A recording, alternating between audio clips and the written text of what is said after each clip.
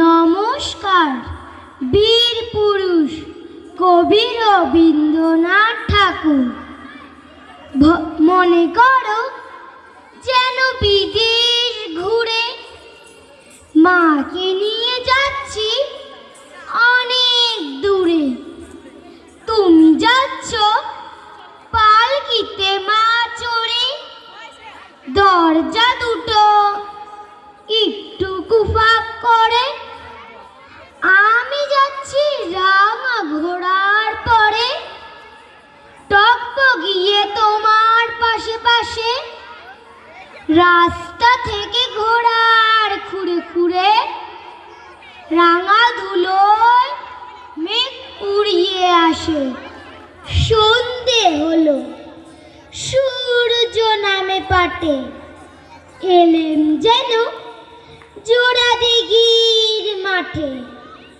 ধুধু করে যেদিক পানে চায়, কোনখানে জনমানব নাই। তুমি যেন আপন মনে তাই ভয় পেয়েছ, ভাবছ এলেম কোথা। আমি বলছি ভয় পেও না মাগো, ওই দেখা যায় মরা নদীর সোতা। চোরকাটাতে মাঠ রয়েছে ঢেকে, গরু বাছুর নেই কোনোখানে।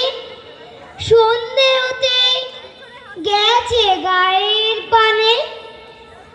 আমরা কোথায় যাচ্ছি কে তা জানে। অন্ধকারে দেখা যায় না ভালো। তুমি যেন বললে আমায় ডেকে, দিঘির ধারে ওই যে কিসের আলো। এমন সময় হারে রে রে রে রে, ওই যে কারা আসতেছে ডাকছে রে। তুমি ভয় পালকিতে এক কোণে ঠাকুর দেবতা স্মরণ করছো মনে। বেয়ারাগুলো পাশের কাটা বনে, পালকি ছেড়ে কাঁপছে থর থর। আমি যেন তোমায় বলছি দেখে, আমি আছি, ভয় কেন বা করো। হাতে লাঠি, মাথায় ঝাঁকড়া চুল, কানে তাদের গোঁজা জবার ফুল। আমি বলি দাঁড়া, খবরদার, এক পাকা ছেয়ে আসি যদি আর। এই চেয়ে দেখ আমার তলোয়ার, টুকরো করে দেব তোদের সেরে। শুনে তারা লম্ফ দিয়ে ওঠে, চেঁচিয়ে উঠল হারে রে রে রে রে। তুমি বললে যাস নে খোকা ওরে। আমি বলি দেখো না চুপ করে। ছুটিয়ে ঘোড়া গেলেন তাদের মাঝে, ঢাল তলোয়ার ঝনঝনিয়ে বাজে।